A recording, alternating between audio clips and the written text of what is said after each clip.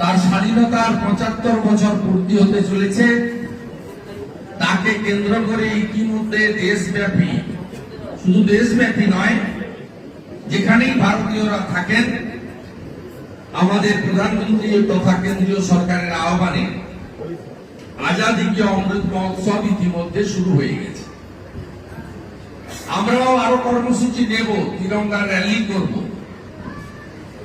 আমরা গোটা ভারতবর্ষের সাথে সাথে স্বাধীনতা আন্দোলনের পীঠস্থান নন্দীগ্রাম, আপনারা জানেন, এখানে ব্রিটিশের দারোগারা আত্মসমর্পণ করতে বাধ্য হয়েছিল। অত্যাচারী দারোগাদেরকে সত্যাগ্রহীরা, দেশপ্রেমিকরা, তারা কঠিন সাজা দিয়েছিলেন। নন্দীগ্রামের থানা সত্যাগ্রহীরা, দেশপ্রেমিকরা দখল করেছিল, ইতিহাস বলছে। তাই আমাদের নন্দীগ্রাম জুড়েও আজাদী কি অমৃত মহোৎসব আগস্ট মাস জুড়ে, ক্রান্তির মাস জুড়ে আমরা পালন করব। সে পরিকল্পনা আপনাদের পরে আমরা জানাবো। প্রধানমন্ত্রী দ্বিতীয় আহ্বান করেছিলেন, সবাই যেন ৫ই জুন গাছ লাগায়, পরিবেশকে বাঁচানোর জন্য, পরিবেশকে রক্ষা করার জন্য। শীতের সময় শীত আসে না, গরম অনুভব হয়। যখন গরম পড়ার কথা, তখন গরম অনুভব হয় না। হঠাৎ হঠাৎ বর্ষা, সাইক্লোন, আমরা এমনিতেই ঘূর্ণিঝড় এলাকায় থাকি, সমুদ্রের কাছে থাকি। যখনই কোনো নিম্নচাপ হয়, আমাদের উপর প্রভাব পড়ে। আমরা গত 10 বছরের মধ্যে ফণী, আমফান, যশের মতো ঘূর্ণিঝড় দেখেছি। আমাদের এলাকা দিয়ে বড় বড় নদী প্রবাহিত।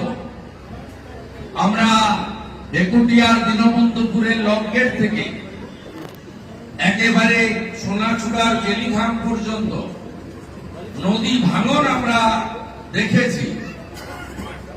তাই আমাদের এই বিশ্ব পরিবেশ দিবসে গাছ লাগানো এবং আগামী যে বর্ষার সিজন আসছে, আষাঢ় শ্রাবণ, রথযাত্রা হবে, সেখানে ব্যাপকভাবে গাছ লাগানো, গাছের চারা বিতরণ করা। গাছকে শুধু লাগিয়ে দিলে হবে না, যাতে 1 বছর আমরা সেই গাছকে সঠিকভাবে তৈরি করতে পারি, এ সমস্ত উদ্যোগ নিতে হবে।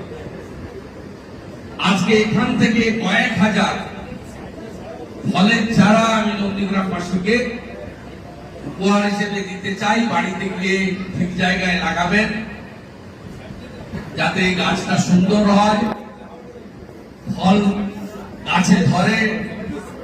আগামী দিনেও এইভাবে নানা কর্মসূচি, প্লাস্টিক বর্জন সহ আমরা নেওয়ার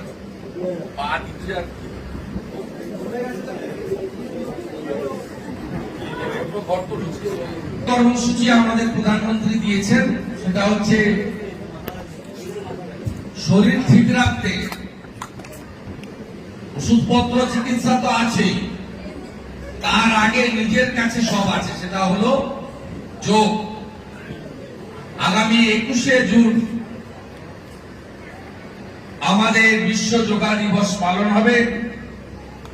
প্রধানমন্ত্রী বলেছেন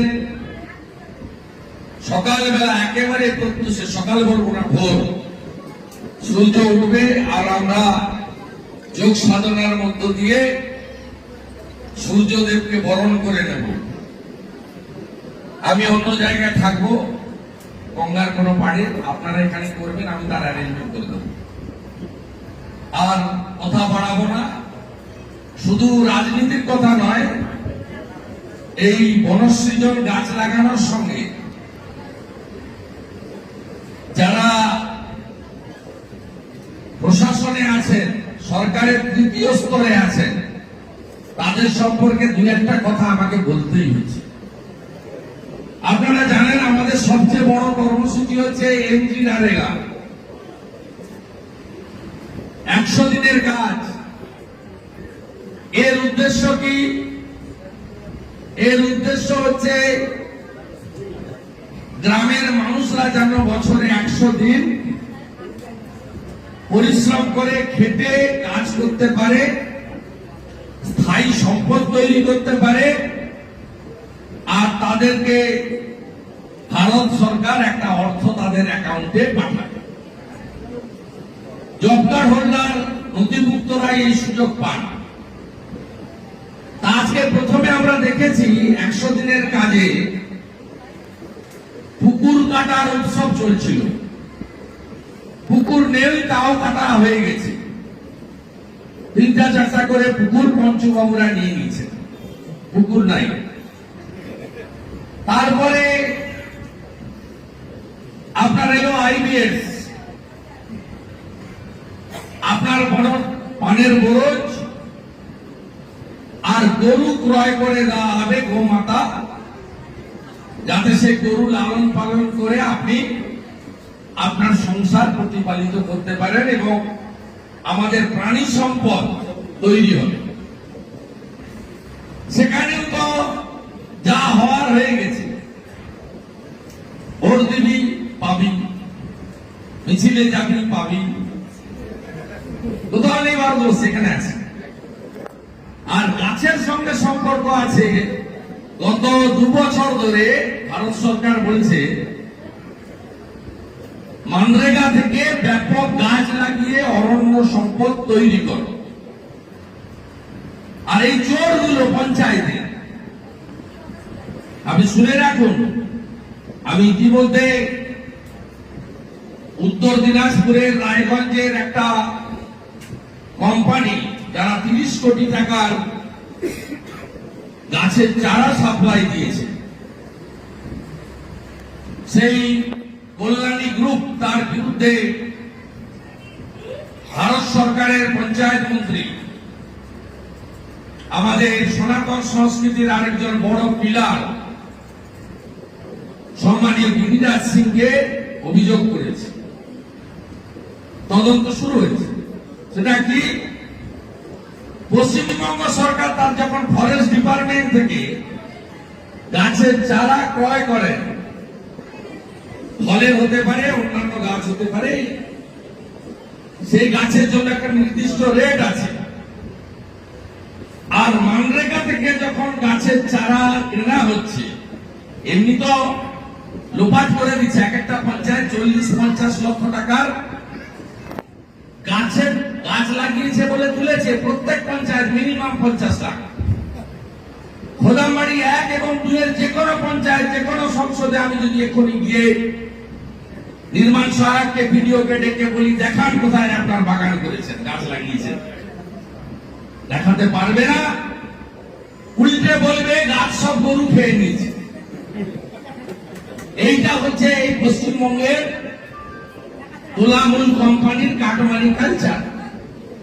যেটা বলে শেষ করব, পশ্চিমবঙ্গ সরকারের ফরেস্ট দপ্তর, বন দপ্তর যখন একটি নারকেল গাছ কিনছেন, তার দাম হচ্ছে 42 টাকা। আর যখন কল্যাণী গ্রুপ 30 কোটি টাকার গাছ সাপ্লাই দিচ্ছে, তখন একটা নারকেল গাছের রেট হয়ে যাচ্ছে 250 টাকা। তার মানে বুঝতে পারছেন 208 টাকা। কি সুন্দর ভাগ হয়ে চলে যাচ্ছে, গাছ প্রতি 208। আর টাকা দিচ্ছে ভারত সরকার। টাকা চাই, টাকা দাও বলে নাকি আজকে আমাদের হিন্দুদের, সনাতনীদের আজকে জামাই ষষ্ঠীও।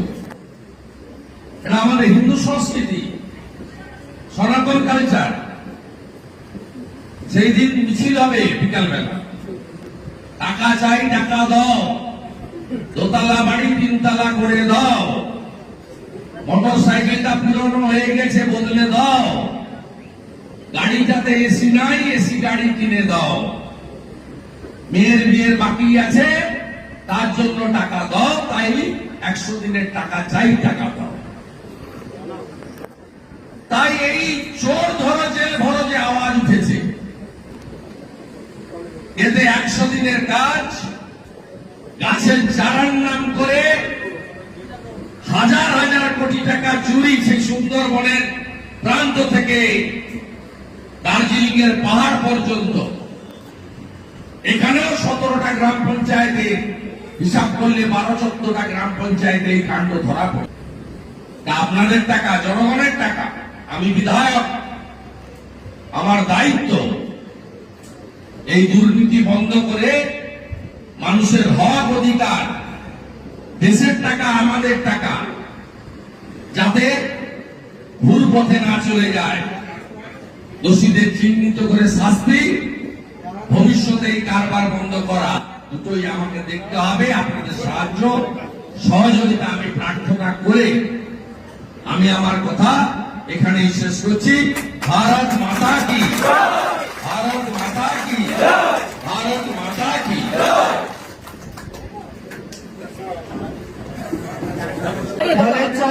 ফলের চারা গাছ অর্পণ করছেন।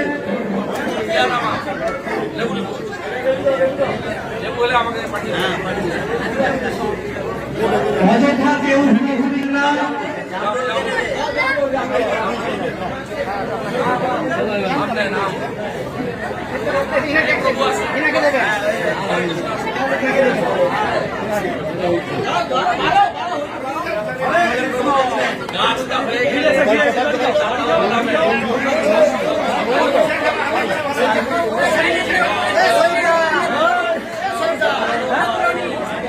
আহ্বান করেছিলেন যে আজাদী মহোৎসব 5ই জুন বিশ্ব পরিবেশ দিবস, গাছ লাগান, স্বচ্ছ রাখুন, প্লাস্টিক বর্জন করুন।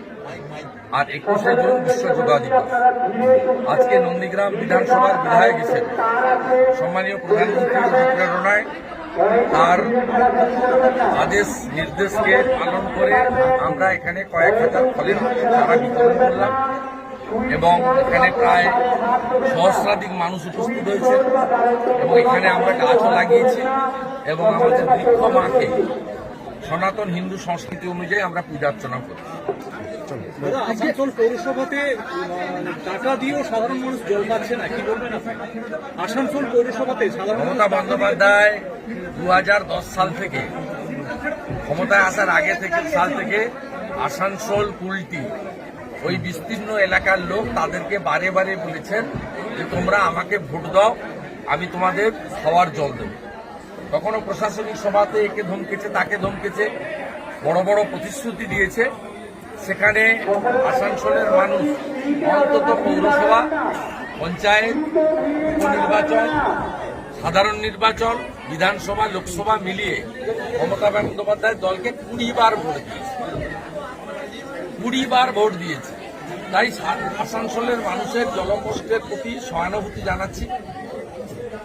অমৃত স্কিম চালু করেছিলেন মোদিজি, যাতে জল পান। এখন তিনি গ্রামে জল দেওয়ার প্রতিশ্রুতি দিচ্ছেন। এই যে নন্দীগ্রাম জুড়ে পাইপ লাইনের কাজ চলছে, সেন্ট্রাল গভর্নমেন্টের প্রজেক্ট, এডিবিআই টাকা, এশিয়ান ডেভেলপমেন্ট ব্যাংকের টাকায় হচ্ছে। মাথা পিছু পরিশ্রুত প্রত্যেক দিন 70 লিটার জল পাবে। আজকে আসানসোলের লোক ভোট দিয়েও সে সুযোগ পায়নি। ভারতীয় জনতা পার্টির সরকার যেদিন পশ্চিমবাংলার মানুষ আনবে, কথা দিতে পারি 1 বছরের মধ্যে আসানসোল সহ এই জলকষ্ট আমরা নিবারণ করব। বলছি, সৌন্দর্য চট্টোপাধ্যায় কাল একটা অনুষ্ঠানে বলছেন যে বাড়িতে 10 জন না গেলে 5 জন লোক চাকরির জন্য আছে। শিল্পর টান হয়ে গেছে। 45 লক্ষ লোক বাইরের রাজ্যে চলে গেছে পশ্চিমবঙ্গ থেকে। এইভাবে তো হয় না। একটা শিল্প নেই, কারণ ল্যান্ড পলিসি এই রাজ্যের নেই। বরঞ্চ মুখ্যমন্ত্রী 10 বছরের ইতিহাস আমি ছেড়ে দেন, অনেক সময় যাবে। এই 1 বছরে কি কি শিল্প দাঁড়িয়েছেন শুনে রাখুন। নৈহাটির জুট মিল, চন্দননগরের Dhandalpara jute mill, Bhadreswar jute mill, ডানকুনির বিস্কুট কারখানা, গুপ্তিপাড়ার কেশরাম রেওয়ান সুতো তৈরির কারখানা, ডাবরের কারখানা এখান থেকে চলে গেছে মধ্যপ্রদেশ। 45 লক্ষ পরিযায়ী শ্রমিক এই নন্দীগ্রামের 2টো ব্লক মিলিয়ে 30,000 লোক বাইরের রাজ্যে গিয়ে কাজ করে। একবেলা খেয়ে সাউথ ইন্ডিয়াতে সেই টক ইডলি ধোসা খেয়ে ফ্লাইওভারের নিচে পড়ে থাকে। এটা তো পশ্চিমবাংলার অরিজিনাল অবস্থা। অথচ মমতা ব্যানার্জি যেদিন মুখ্যমন্ত্রী হন, সেই এই রাজ্যের পরিযায়ী শ্রমিকের সংখ্যা ছিল 5,20,000। আমরা সিপিএম এর বিরুদ্ধে মিছিল করেছি, চাকরি চাই, চাকরি দাও বলে তৃণমূল করতাম। তখন বেকার ছিল প্রায় 1 কোটি। আজকে মমতা ব্যানার্জির এই 11 বছরে বেকারের সংখ্যা হয়েছে 2 কোটি। সত্য কথা বলে ফেলেছেন। আগে তো একটা এমপ্লয়মেন্ট এক্সচেঞ্জ ছিল, মমতা ব্যানার্জি তো এমপ্লয়মেন্ট এক্সচেঞ্জ তুলে দিয়েছে। এমপ্লয়মেন্ট ব্যাংক চালু করলো, 1 লক্ষ ছেলে মেয়ের নাম নথিভুক্ত হতো, 1500 টাকা বেকার ভাতা দিবে বলেছিল, সব বন্ধ। মিথ্যা লগ্নে জন্মালে যা হয় তাই।